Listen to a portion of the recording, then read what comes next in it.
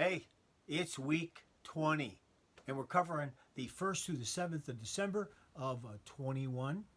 And this week, I know it's a Christmas season, but, sometimes I feel like I'm living in the movie It's a Wonderful Life. Um, and we'll talk about that in a little bit.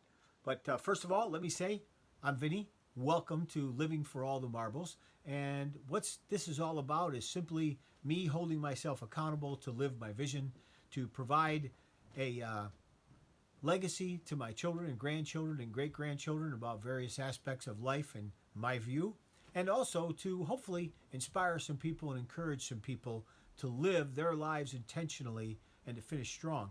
Now, I'm delighted that those of you who have made it. So if you would like to join us regularly, we publish one of these once a week and some other content as well. So please like and subscribe and share and hit the bell, whatever it is, and we would appreciate that support. I appreciate it a lot. This week, as I said, we're in week 20, and so now we go to the bright future and put the marble in the well-lived past. Now, I got a little thing here because I don't want to lose count, so now I'm numbering the marbles. And if those of you are interested in knowing the backstory behind this, this is a perfect time to announce that our website is up right there. This is about Living for All the Marbles, the About page, and it'll talk about how I got here. It'll talk about what our logo means and what a marble list is, and give you a glossary and talk about some other stuff as well.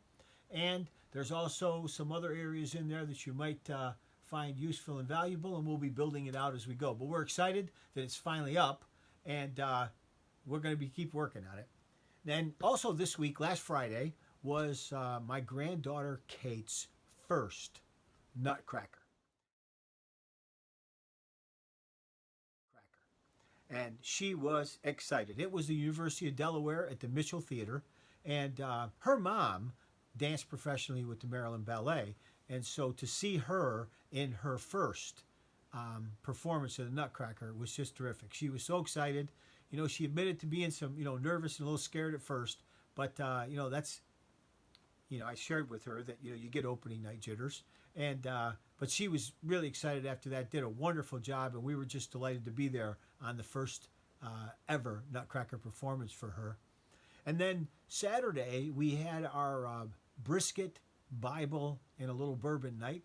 My friend Randy sponsors this, has it at his house, and we bring a little something. He makes a brisket, and we have a chance to just, shake hands, slap backs, fellowship, and just have a good time with the other guys. Really good time for that. And my buddy Andy from the Maryland Bourbon Tasters, the president and founder, was able to join us, and it was really great.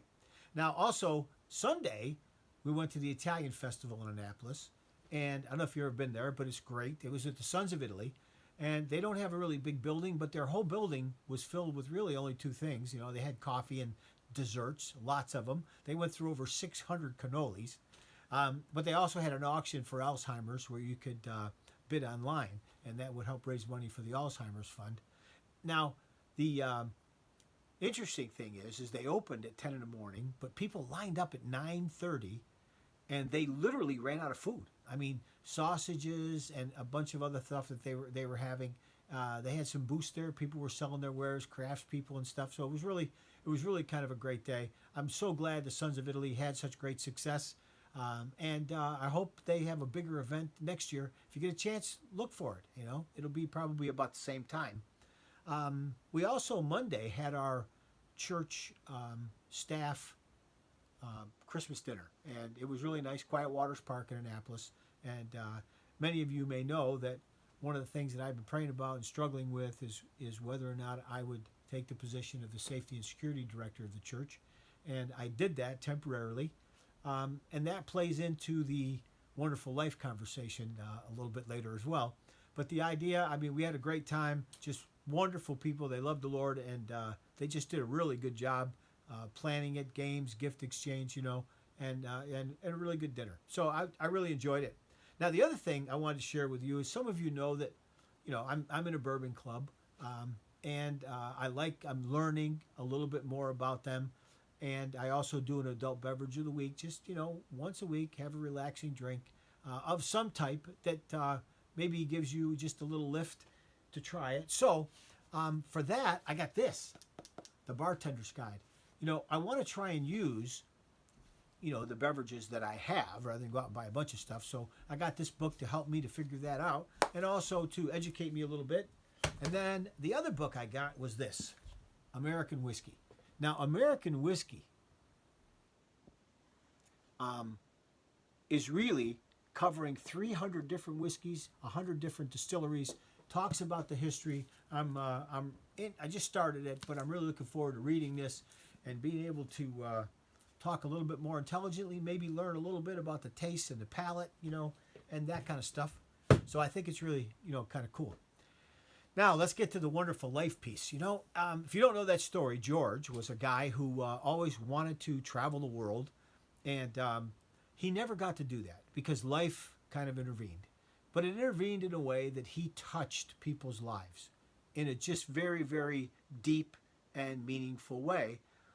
And his life ended up being an incredible success, even though he never got a chance to do what he wanted to do. Now, I'm a guy who believes in setting goals and setting out a vision for your life because that's what I did. That's why I'm here, to set out a vision for my life and to live that vision. And, we're getting there little by little. But also, I'm reminded of Proverbs 16:9, where it talks about that man makes plans, but the Lord directs his steps. And it seems that in a couple cases, I'm being redirected back to security things and, church security things and stuff that I wasn't planning on doing on any more than a volunteer basis. But doors are opening, things are happening, partnering with the county and others to get some things done for churches. And so,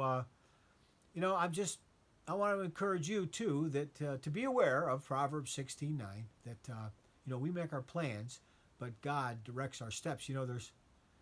I remember reading, I don't remember where it came from, but I read somewhere that, that man makes his plans and God laughs. Probably from some philosopher, I don't really know.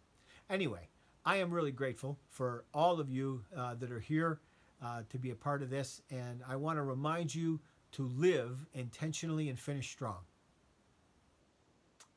I'll see you next week. God bless.